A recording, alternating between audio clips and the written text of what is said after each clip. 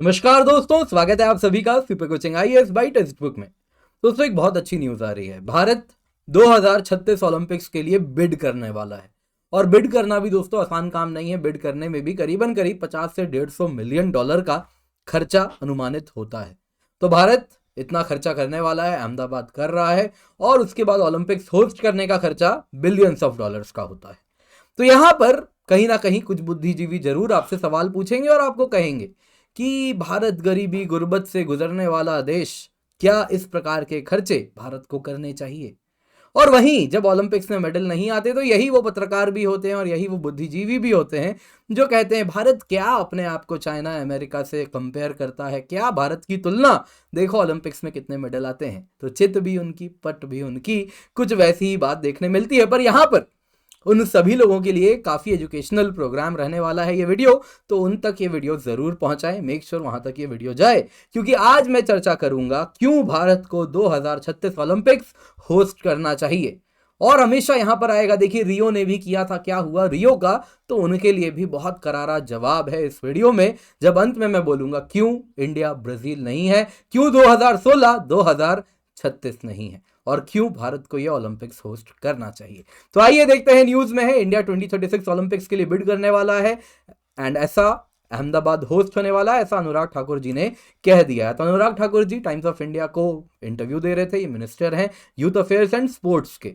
तो इन्होंने ही कहा कि ओलंपिक स्लॉट्स देखिए 2032 तक के तो फुल हो गए हैं, लेकिन 2036 ऑनवर्ड्स बिडिंग के लिए ओपन है, और इंडिया भी 2036 के लिए बिड करने वाला है, और होस्ट सिटी होगा अहमदाबाद, जहां पे already world class sporting infrastructure develop हो रहा है। आपको मालूम भी होगा सरदार पटेल स्पोर्टिंग कॉम्प्लेक्स नाम से बनाया जा रहा है, सरदार पटेल जी के ही नाम पर है। तो यहाँ पे इंडिया अपना रोड मैप बना चुका है, और इसी साल अगर आप देखें तो इंटरनेशनल ओलंपिक कमेटी के मेंबर्स के सामने ये रोड मैप प्रेजेंट करने वाला है मुंबई में, रादर अगला साल, क्योंकि नया साल आने वाला है सितंबर नेक्स्ट ईयर में, यानी 2023 में इंडिया प्रेजेंट करेगा। तो अब अगर यहां पर सवाल उठता है कि इंडिया बिड करेगा ओलंपिक्स, तो बिडिंग का कितना खर्चा होता है दोस्तों? मिलियंस ऑफ डॉलर्स होता है, क्योंकि प्रोजेक्ट इवैल्यूएट कराना होता है, प्रिपेयर होता है, बिड सबमिट होती है, इसमें कंसल्टेंट्स हायर करने होते हैं, कई इवेंट्स ऑर्गेनाइज करने होते हैं, ट्रैवल का खर्चा होता है। तो ऑन एन एवरेज आप देखोगे 50 से 100 मिलियन का खर्चा तो लग जाता है सिर्फ और सिर्फ ओलंपिक्स के लिए बिड करने में। टोक्यो ने $150 मिलियन 2016 के अपने फेल्ड बिड में खर्च किया था, एंड उसी का आधा करीबन 75 मिलियन वापस खर्च किया था 2020 के बिड में। टोरंटो की बात करें तो उन्होंने कह दिया हम तो 60 मिलियन खर्च अफोर्ड ही नहीं कर सकते 2024 ओलंपिक्स के लिए, हम कहां से पैसे लाएंगे। तो इंडिया इतना खर्चा करने वाला है। तो ये तो हुआ सिर्फ बिडिंग का खर्चा, जो इंडिया कह दिया है इंडिया करेगा। होस्टिंग ओलंपिक्स में कितना खर्चा होता है दोस्तों? 5 से 50 बिलियन तक का खर्चा होता है डॉलर टर्म्स में। तो आप देख सकते हैं यहाँ पे मैंने दिया है अलग अलग ओलंपिक्स के कितने खर्चे हुए हैं। तो आप देख सकते हैं बीजिंग ओलंपिक्स में 52.7 बिलियन डॉलर का करीबन खर्चा आपको देखने मिलेगा। वैसे ही उन कंट्रीज में जहां पे इंफ्रास्ट्रक्चर मौजूद है, जैसे सिडनी में कम खर्चे में हो गया, एथेंस में 18.7 बिलियन खर्चा किया गया था, और कई लोग कहते हैं कि इसके बाद जो ग्रीस का इकोनॉमिक कोलैप्स भी स्टार्ट हुआ है। वैसे ही रियो में भी 13 बिलियन डॉलर का खर्चा हुआ, टोक्यो में अभी रिसेंट ओलंपिक्स हुए 35 बिलियन डॉलर का खर्चा हुआ।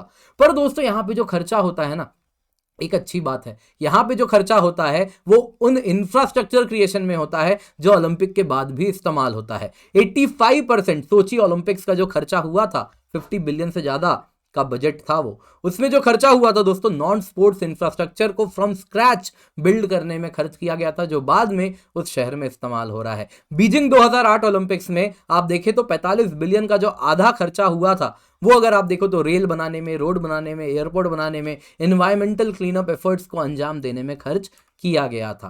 तो सवाल उठता है इंडिया क्यों होस्ट करे। इसके बाद मैं बताऊंगा वेस्टर्न वर्ल्ड क्या कहने वाला है, और भारत के ही कुछ बुद्धिजीवी क्या कहेंगे, और उनको जवाब भी है।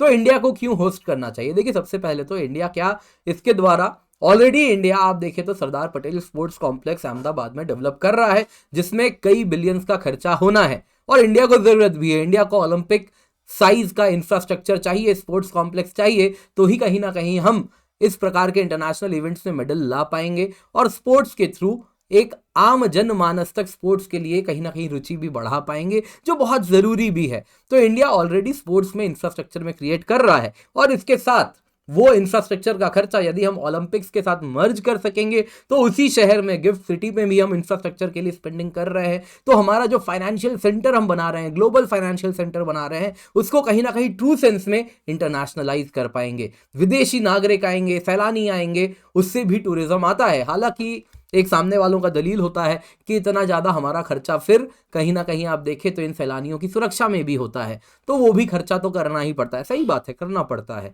साथ ही साथ आप अगर देखें तो ये स्पोर्ट्स कॉम्प्लेक्स हम वैसे भी बना रहे हैं, तो इसको ओलंपिक साइज का बना सकेंगे, दोनों इवेंट्स को एक साथ मर्ज कर पाएंगे, तो ट्रू सेंस में कहीं ना कहीं हम जो खर्चा कर रहे हैं उससे फायदे भी हमें मिलेंगे। वैसे ही अगर आप देखें तो साउथ कोरिया एंड ग्रीस की तुलना में वहां पे क्या हुआ कि इंफ्रास्ट्रक्चर बन गया, फिर वो इस्तेमाल नहीं हुआ। भारत इंफ्रास्ट्रक्चर डेफिसिट से गुजर रहा है, हमारे यहाँ स्पोर्ट्स इंफ्रास्ट्रक्चर नहीं है। ये बनेगा तो भारत भर से इतने सारे अलग अलग आप देखें तो स्पोर्टिंग इस कॉम्प्लेक्स में अलग अलग स्टेडियम्स बन रहे हैं, एथलेटिक्स एंड फुटबॉल के लिए अलग अलग ट्रैक्स बनने वाले हैं, इंडोर स्पोर्ट्स के लिए बनने वाला है, एक्वेटिक सेंटर बनने वाला है, फील्ड हॉकी स्टेडियम के लिए ओलंपिक साइज का आप देखें तो रियल सेंस में इंफ्रास्ट्रक्चर बन रहा है, मल्टी स्पोर्ट्स स्टेडियम बन रहा है जिसमें फील्ड हॉकी, रग्बी, एथलेटिक्स अलग अलग चीजें होनी है, ट्रैक साइकिलिंग होना है, वैसे ही वॉलीबॉल कोर्ट बनाया जा रहा है। ये सब चीजें लास्टिंग रहने वाली है, भारत आने वाले कई दशकों तक इनको इस्तेमाल करेगा।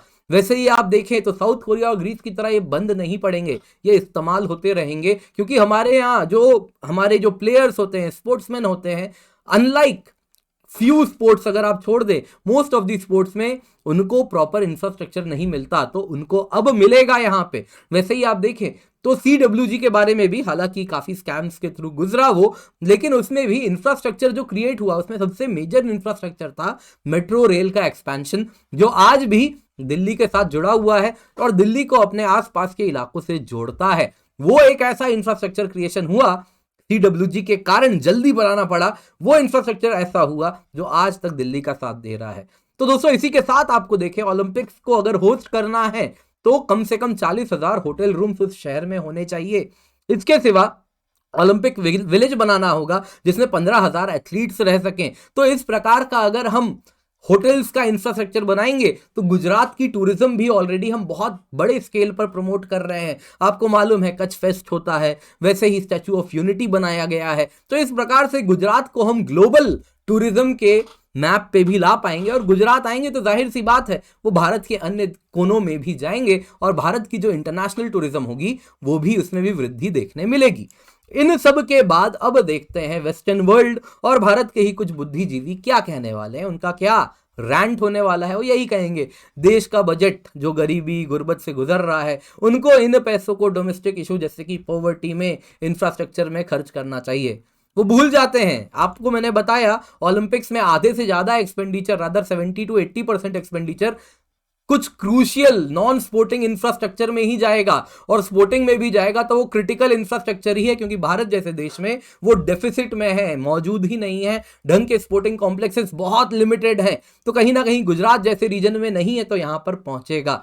साथ साथ आप अगर देखें, और ये गुजरात के लिए नहीं पूरे भारत भर के फिर प्लेयर्स यहां पर ट्रेन करेंगे, और हर ओलंपिक के लिए जो विदेश जाते हैं वो विदेश जाने की जरूरत नहीं पड़ेगी, भारत में ही वो कहीं ना कहीं ट्रेन कर पाएंगे। इसके सिवा उनका यह भी कहना है कि इनकम इनइक्वालिटी और बढ़ेगी, कई है ना, वो एक टर्म आ गया है, खैर वो टर्म मैं इस्तेमाल नहीं करूंगा।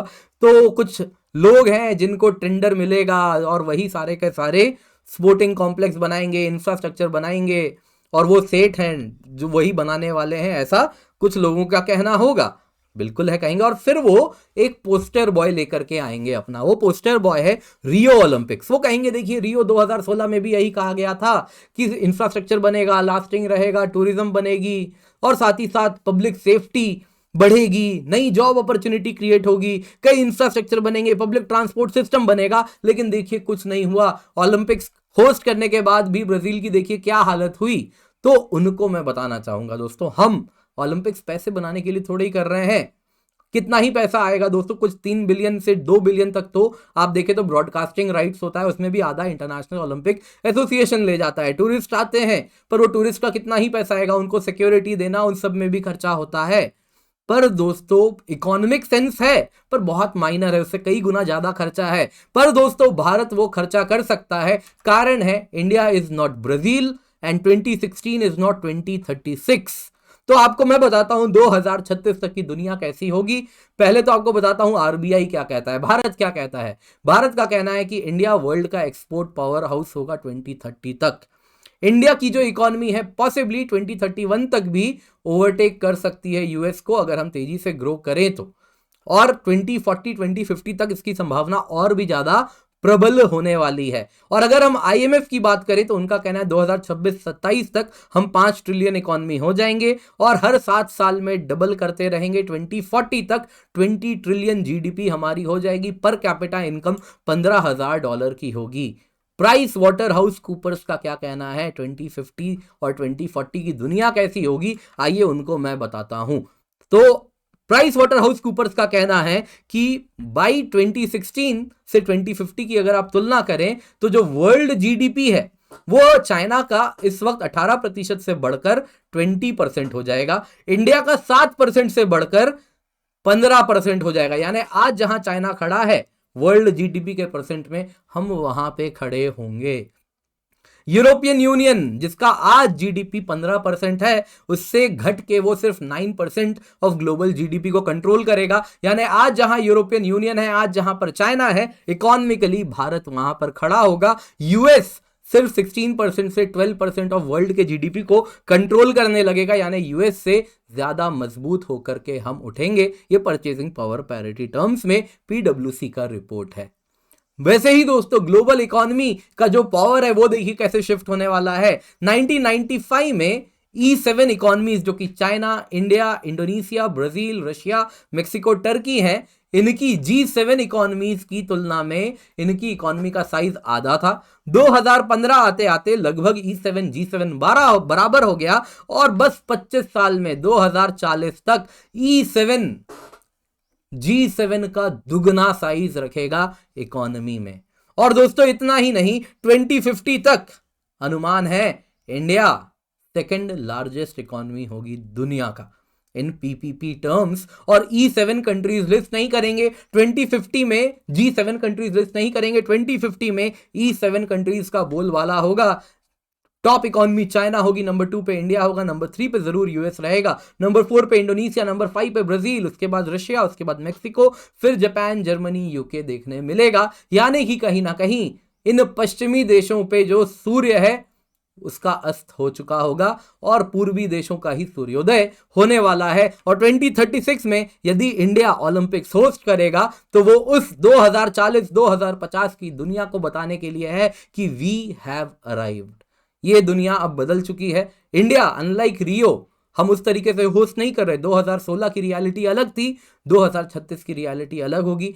और इंडिया और ब्राजील कभी बराबर थे भी नहीं, और ये इंडिया अलग होने वाला है। स्टेबल इंडिया है, इकोनॉमिकली ग्रो करने वाला इंडिया है। और वो जब 2036 में ओलंपिक्स को होस्ट करेगा तो मैं आपको कह सकता हूं ये दुनिया को बताएगा कि India is now a global player, और उसके लिए ये पावर प्रोजेक्शन का काम करेगा। जाहिर सी बात है इंफ्रास्ट्रक्चर में खर्चा हम कर रहे हैं, वो तो एनी हाउ करना ही है, तो वो अपनी जगह पे है। बट ये बहुत ही इंपॉर्टेंट पावर प्रोजेक्शन इंडिया का होने वाला है एंड ये सिग्नल करेगा वी हैव अराइव्ड।